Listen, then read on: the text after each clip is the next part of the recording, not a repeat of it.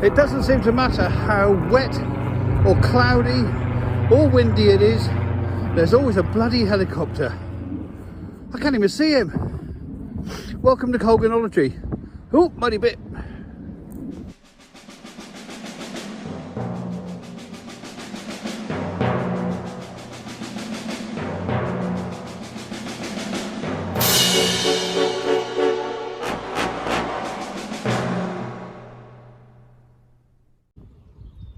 First bit of bud action on the ash trees, look.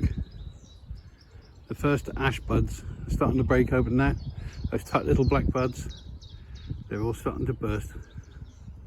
This goat willow's got some nice catkins growing now. In fact, they're all over the tree now. That's nice, that's all quite positive. Lots up there, look at that. Officially, the first oak leaves I've seen, the first oak buds I've seen bursting open. And here's a ladybird enjoying the first ever theme park ride for beetles. Yeah, hold on tight. Keep all of your hands inside the leaf. Do you know what? I think we could learn a lot from birds on basket construction. I mean, look at that nest. It's absolutely howling a gale. That's been there all the way through the winter, through all the bad weather, through the storms, through the rain. And it's still there, and yet it doesn't involve any glue, it doesn't involve any safety straps, it doesn't include anything at all. It's just woven twigs in a pile, wedged into the sort of crotch of some branches, and yet it survives everything. It's a brilliant piece of engineering. Another example of a nest that somehow managed to survive all the wind, all the storms, when it's just a bundle of sticks. It's not even that protected, because there's not that many branches around it. But still it survives. Amazing. Lots of hogweed coming up at the moment, which isn't edible, but only if you can identify it correctly, because it's a member of that notorious carrot family where some of the members of that family will kill you, other members are delicious. My favourite thing about hogweed is the seeds that we'll get later on in the year, because they've got a beautiful spicy flavour to them. A bit like cardamom, a bit like orange, and we just don't use them in this country. I use them. They're bloody delicious. You flavour a custard with them. Oh. Now this stuff here is all Jack by the Hedge, also known as garlic mustard. Every part of the plant is edible, and it's got a strong mustardy taste with a bit of garlic sort of afterburn to it. Really nice to add to pestos. Really nice, or the younger, tenderer leaves are nice if you use them in a wild salad. They start off with sort of kidney-shaped leaves, like these ones here. Like there, let's see, these are quite young. They have these sort of kidney-shaped leaves in their first year, and in their second year, they develop out into bigger heart-shaped leaves, like these ones here, look. See? They're much more like a heart shape, these ones. So these are second-year plants here. But yeah, very tasty wild food. How do you identify Jack by the Hedge? The flowers. The flowers have square leaves, or square petals I should say, and they're in a cross shape. Can you see that? Quite clearly they're in a cross shape, and the petals are kind of squarish. So that's a very easy way to identify Jack by the Hedge. Yum yum yum. Well now, this is nice. A little bit cloudy, yeah, but wow, it's warm. And the wind has dropped. There's still a little breeze, but it's actually warm, and it's not raining, and the ground's feeling firm. Oh my goodness, could it be the spring's finally here? I love the optimism on display here. You've got a old and slightly gnarly field maple here. They got a bit closer. It's trying to put out new branches, look. How cute's that? And talking of hopeful, I always find it extraordinary when you find a little plant like this, which is a sycamore that's seeded, and it's got 4 leaves, just 4 leaves, and you think, well, if that survives, one day that could be a huge tree. It's an extraordinary thing, isn't it, to think that that could be a tree one day. So am I holding you up? Do you want to go in front? Come on in.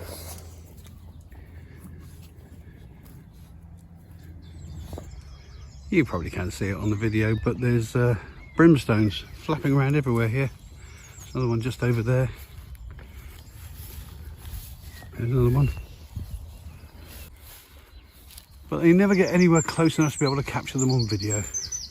Although this one's not doing too bad. He's not doing too bad. Hopefully you might just be able to see him. Oh, hang on, he's doing a fly past. Whoa! Don't you wonder sometimes how butterflies get anywhere? They just sort of randomly flap and get pushed around by the wind all the time. How on earth do they get from A to B? Well, when you think of those extraordinary migrations of the monarch butterflies, where millions of them all fly across the ocean to another country and they all manage to turn up in the same forest. How do they do that?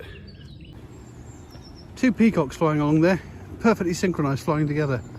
How do they stay together? How do they control where they're going? I mean, they were perfectly synchronized, flying together, keeping close to each other. How do they do that? You can hear the wind in the background. Well, it's not exactly a hurricane, but it's pretty windy. How? Peacocks everywhere at the moment. Probably the most common butterfly I'm seeing. Blossom on the bird cherries. That's lovely, isn't it? One over there as well. Not quite so impressive, that one, but that one's lovely. It smells great too, once you get a bit closer. A lot more bluebells out here since I was passing by on the last video. And they're all Spanish at the moment. No British bluebells yet. These are all Spanish bluebells. And that... helicopters, what can I say? What can I say? There's always a helicopter. A new Andy Goldsworthy artwork or kids mucking about? You decide. I'm actually a big fan of Andy Goldsworthy. I mean, there's something about creating artwork in the landscape using the materials around where the artwork is set that's just wonderful. It's such a great idea. Yeah, I could look at his stuff all day long. I mean, a lot of it's very ephemeral, of course, and it's destroyed minutes after it's created, but he captures it in a photograph and it's beautiful. I've probably got every book of Andy Goldsworthy's artwork that's ever been published. Here's that wonderful arch caused by the dragging over of a hazel tree by the weight of ivy. This side's pretty impressive, but the other side is even more impressive. Oh, duck underneath. So on this side it looks like Celtic knotwork, doesn't it? Look at that. I tell you, nature isn't so much an artist because it's not conscious, but my God, it produces some things of beauty. As you're aware, there was a total eclipse of the sun this past week, visible from the Americas more than it was from here in the UK. But I saw two messages on social media that made my blood boil. The first one was some bloke going on about how solar energy is totally unreliable because we're going to lose so many million gigajoules during the eclipse today. And I thought, so 8 minutes or however long it lasts for, and this only happens like once every God knows how many years. I mean, in the UK we haven't had one since 1999. And I thought, and you're using that as an excuse for saying solar power is unreliable? What a twonk. And then there was someone else who put a message up, I think it was on X, formerly Twitter, where he said, do you realise how much America will lose in productivity? Such and such $1 million from people standing outside watching the sun. And I thought, can't people take 5 minutes away from their work? You know, less time than it takes to make a sandwich or smoke a cigarette to enjoy one of nature's most spectacular sights. Really? Hello, little ladybird. You're having an easier ride than your mate was earlier. So I think that's it for today and this week. If you like what you see here, please like, please subscribe. Tell your friends, tell your enemies. And I'll see you here same time next week for more rambling. In the meantime, toodle pip.